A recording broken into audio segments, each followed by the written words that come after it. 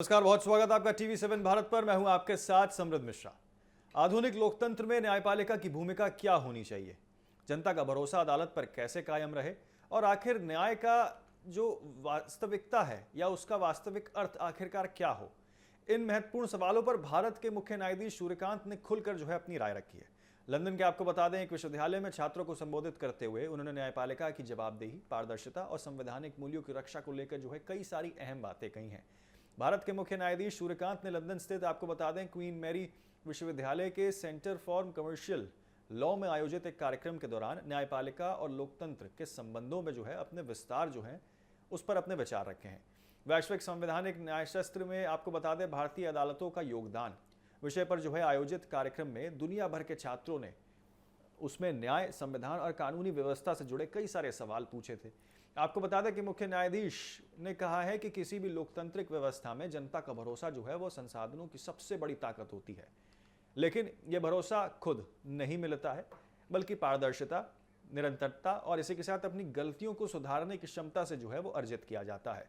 उन्होंने स्पष्ट शब्दों में कहा है कि न्यायपालिका की ताकत इस बात में नहीं है कि वो कभी गलती नहीं करती, बल्कि उसकी असली शक्ति सीखने, सुधार करने और इसी के साथ जवाबदेही बनने के काम में होती है।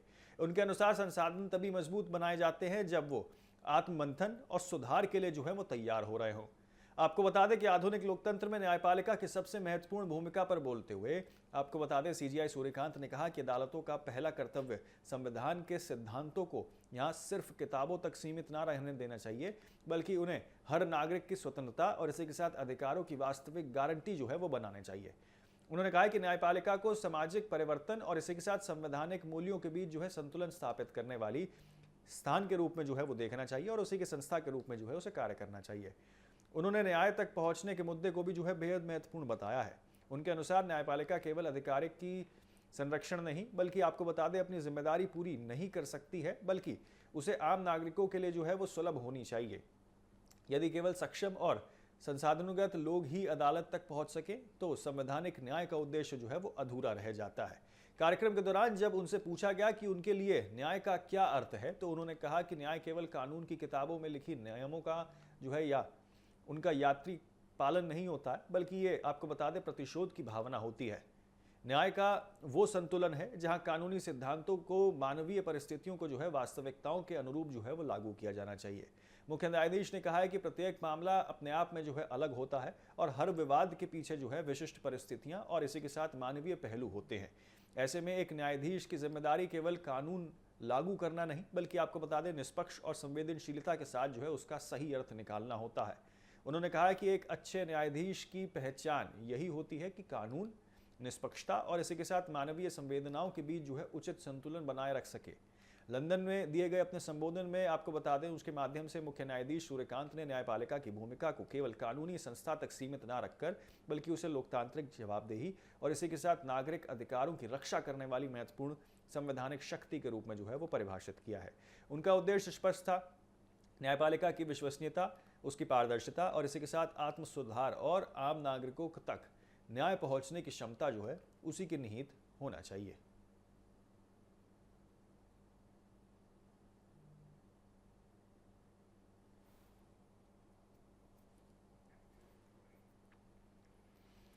आगे बढ़ते हैं अगली खबर की ओर। आपको बता दें दिल्ली में अवैध निर्माण और अतिक्रमण के खिलाफ सरकार ने बड़ी कार्रवाई शुरू कर दी है। मुख्यमंत्री रेखा गुप्ता के निर्देश पर आपको बता दें राजधानी में जीरो टॉलरेंस नीति के तहत व्यापक अभियान चलाया जा रहा है। इस अभियान के तहत सैकड़ों संपत्तियों की जांच की जा रही है, कई इमारतों को सील किया गया है और दर्जनों अवैध निर्माणों को ध्वस्त किया गया है। सरकार का दावा है कि यह कार्रवाई केवल वर्तमान उल्लंघनों को रोकने तक सीमित नहीं है, बल्कि भविष्य में अवैध निर्माण पर स्थायी रोक लगाने की दिशा में बहुत महत्वपूर्ण कदम माना जा रहा है। दिल्ली सरकार ने आपको बता दें राजधानी में अवैध निर्माण, अतिक्रमण और सुरक्षा मानकों का उल्लंघन करने वाली इमारतों के खिलाफ बड़े स्तर तक अभियान शुरू कर दिया है। मुख्यमंत्री रेखा गुप्ता के नेतृत्व में चल रहे इस अभियान में राजस्व विभाग, दिल्ली नगर निगम, दिल्ली विकास प्राधिकरण और अन्य संवैधानिक एजेंसियां वो संयुक्त रूप से यहाँ पे काम कर रही हैं। मुख्यमंत्री रेखा गुप्ता ने स्पष्ट किया है कि सरकार की प्राथमिकता नागरिकों की सुरक्षा और कानून का पालन सुनिश्चित करना है। उन्होंने कहा कि राजधानी में किसी भी ऐसे निर्माण या व्यावसायिक गतिविधियों को बर्दाश्त नहीं किया जाएगा जिससे लोगों की जान माल को खतरा या सुरक्षा मानकों की अनदेखी वो हो रही हो। सरकार के अनुसार राजस्व विभाग ने विभिन्न जिलों में कुल 124 संपत्तियों का निरीक्षण किया है, जांच के दौरान कई स्थानों पर भवन नियमों के उल्लंघन भी पाए गए हैं, जिसके बाद आपको बता दें नोटिस जारी किया गया है। सीलिंग और ध्वस्तीकरण जैसी कार्रवाई भी की गई है। आपको बता दें कि यहाँ पे जो है अब दोषी जिले में कई परिसरों को यहाँ पे जो है सील किया गया है और आपको बता दें कि इसके पीछे जो है कुछ मामलों को आगे भी कार्रवाई के लिए जो है नगर निगम को भेज दिया गया है। दिल्ली नगर निगम ने भी अवैध निर्माणों के खिलाफ अभियान तेज कर दिया है और आपको बता दें कि 1 जून से जो है 6 जून के बीच तकरीबन 94 अवैध निर्माण संपत्तियों को जो है यहाँ पर ध्वस्तीकरण की कार्रवाई की गई है। इसके अलावा 114 संपत्तियों को सील किया गया है और बड़ी संख्या में आपको बता दें कारण बताओ नोटिस जो है वो भी जारी किया गया है। निगम का कहना है कि भविष्य में भी ये कार्रवाई लगातार जारी रहेगी। दिल्ली विकास प्राधिकरण ने भी जो है अपने आधिकारिक क्षेत्र में अतिक्रमण और इसी के साथ अंतर्गत नियमों को रोकने के लिए जो है प्रवर्तन तंत्र को मजबूत करने का निर्णय लिया है। उच्च स्तरीय बैठक में यह भी तय किया गया है कि स्वीकृत नक्शों के विपरीत निर्माण कराने वाले भवन जो है वो मालिकों के साथ साथ संबंधित आर्टिकल्स के साथ जो है वो भी किए जाएंगे। आपको बता दें कि यहाँ पे जो है किस तरीके से आर्थिक टैक्सेस के खिलाफ भी जो है वो भी सख्त कार्रवाई की बात की गई है।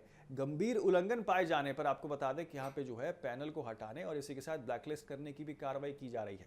सरकार केवल आपको बता दें कार्रवाई तक सीमित नहीं रहना चाहती है। मुख्यमंत्री ने अधिकारियों को सार्वजनिक उपयोग या यूं कहे कि इमारतें, गेस्ट हाउस, नर्सिंग होम और अन्य भवनों के लिए जो है थर्ड पार्टी इंस्पेक्शन या यूं कहें कि इंश्योरेंस मॉडल्स पर काम करने के भी निर्देश दिए हैं। इसका उद्देश्य ये सुनिश्चित करना है कि केवल वही भवन बीमा कवर प्राप्त करें जो सुरक्षा और निर्माण मानकों को पूरी तरीके से जो है उसका पालन करते हैं। इसके साथ ही अग्निशमन विभाग की आपको बता दें प्रतिक्रिया प्रणाली को भी जो है अधिक पारदर्शी और जवाबदेही बनाने के लिए आपको बता दें कि डिजिटल ट्रैकिंग व्यवस्था जो है वो विकसित करने की दिशा में भी महत्वपूर्ण काम किए जा रहे हैं।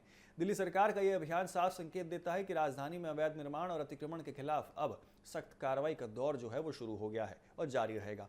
सरकार जहां एक तरफ आपको बता दें कि अवैध निर्माण पर जो है बुलडोजर और सीलिंग की कार्रवाई कर रही है, वहीं दूसरी ओर आपको बता दें भविष्य में ऐसे मामलों को रोकने के लिए कई नीतियां और जवाबदेही की व्यवस्था भी जो है वो तैयार की जा रही है।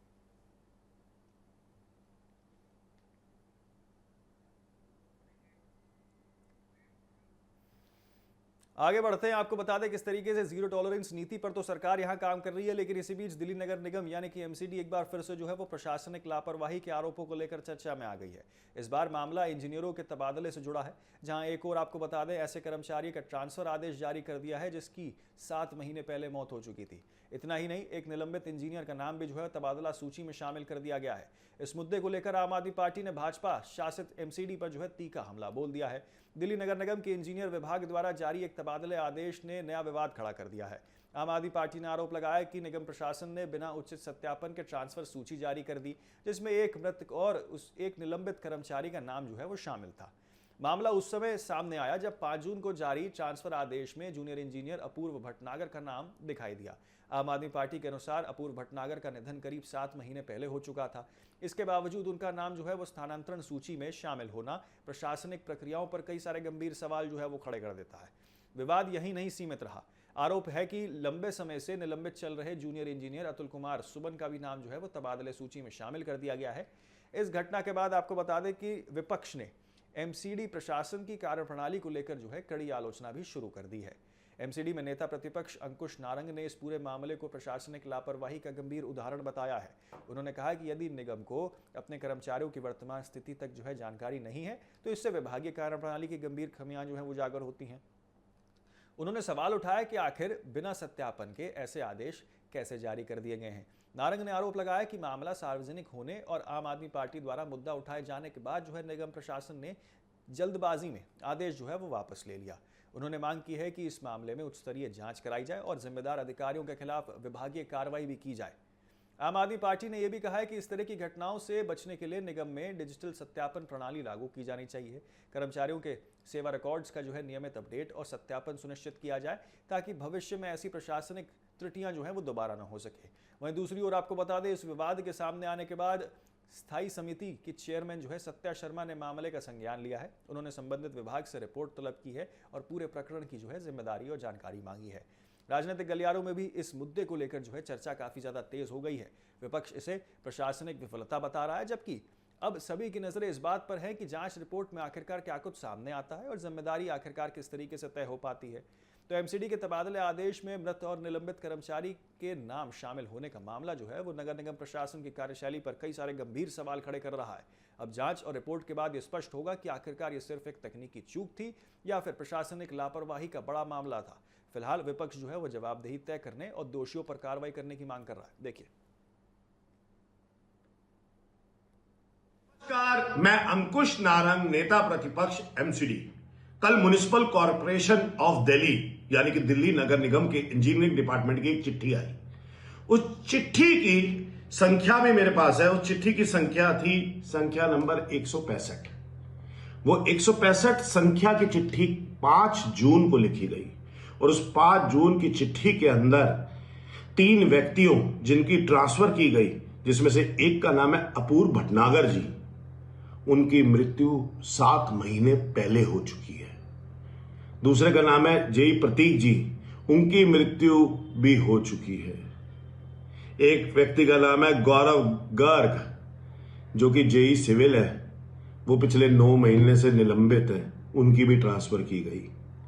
और इस चिट्ठी पर एडिशनल डिप्टी कमिश्नर के सिग्नेचर हैं प्रॉपर। आप देख सकते हैं चिट्ठी के ऊपर एडिशनल डिप्टी कमिश्नर के हैं, और जो मैं नाम बोल रहा हूं आपको, अपूर्व भटनागर जी, प्रतीक जी और गौरव गर्ग जी, ये आप साफ साफ नाम पढ़ सकते हैं कि इन लोगों का ट्रांसफर लेटर निकला। आगे बढ़ते हैं। आपको बता दें कि आम आदमी की रसोई पर एक बार फिर से जो है अब महंगाई की मार जो है वो पड़ी है। घरेलू एलपीजी गैस सिलेंडर्स की कीमतों में तकरीबन 29 रुपए की बढ़ोतरी कर दी गई है। 3 महीने के भीतर ये दूसरी बार है जब रसोई गैस महंगी हुई है। नई दरें आज यानी कि 7 जून से लागू हो गई हैं। ऐसे में घर का बजट जो है वो संभालना अब और भी चुनौतीपूर्ण हो सकता है। क्या है नए नियमों में बदलाव और आखिरकार क्यों बढ़ाए गए हैं ये कदम, ये अपने आप में एक सवाल फिलहाल बना हुआ है। लेकिन बहरहाल आपको बता दें कि देश में घरेलू एलपीजी उपभोक्ताओं को महंगाई का जो है एक बार फिर से झटका लगा है। सरकारी तेल कंपनियों ने आपको बता दें 14.2 किलोग्राम वाले घरेलू रसोई गैस सिलेंडर्स की कीमत में 29 रुपए की बढ़ोतरी कर दी है। नई दरें आज यानी कि 7 जून से लागू भी कर दी गई हैं। आपको बता दें कि ताज़ा बढ़ोतरी के बाद राष्ट्रीय राजधानी दिल्ली में घरेलू एलपीजी सिलेंडर्स की कीमत जो है 913 रुपए से बढ़ाकर 942 रुपए हो गई है। ये वृद्धि ऐसे समय में हुई है जब मार्च महीने में भी जो है सिलेंडर्स की कीमतों में 60 रुपए का इजाफा किया गया है। यानी 3 महीने के भीतर उपभोक्ताओं का कुल जो है तकरीबन 90 रुपए प्रति सिलेंडर का अतिरिक्त बोझ जो है वो बढ़ चुका है।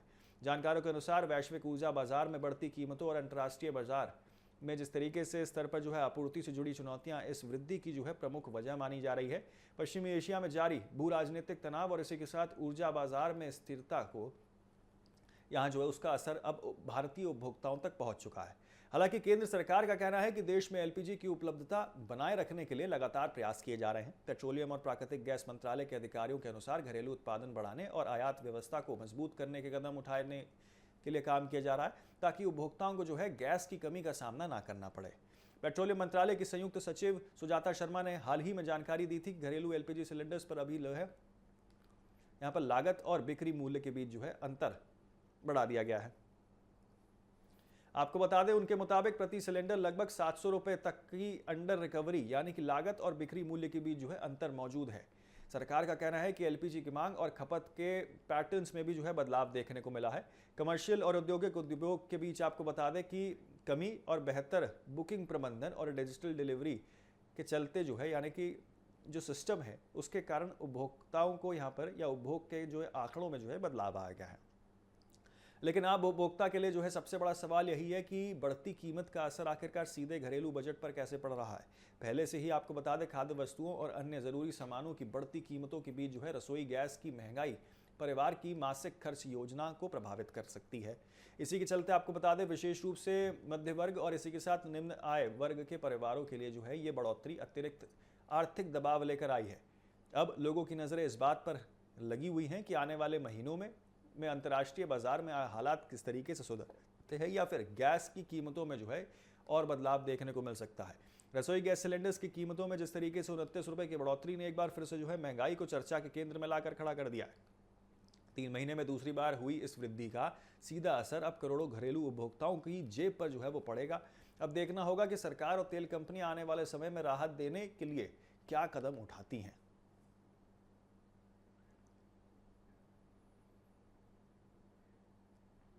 तो किस तरीके से अब आपको बता दें कि जो गैस सिलेंडर है वो तो महंगा हुआ ही है और अब जो है रसोई के बजट पर जो है इसका असर साफ तौर पे दिखते हुए पड़ सकता है। लेकिन अगर अब आपको बता दें कि कर्नाटक की सियासत का अगर जिक्र करें तो कर्नाटक की सियासत में उस समय हलचल मच गई जब मंत्री रामलिंगा रेड्डी के इस्तीफे की खबर सामने आई थी।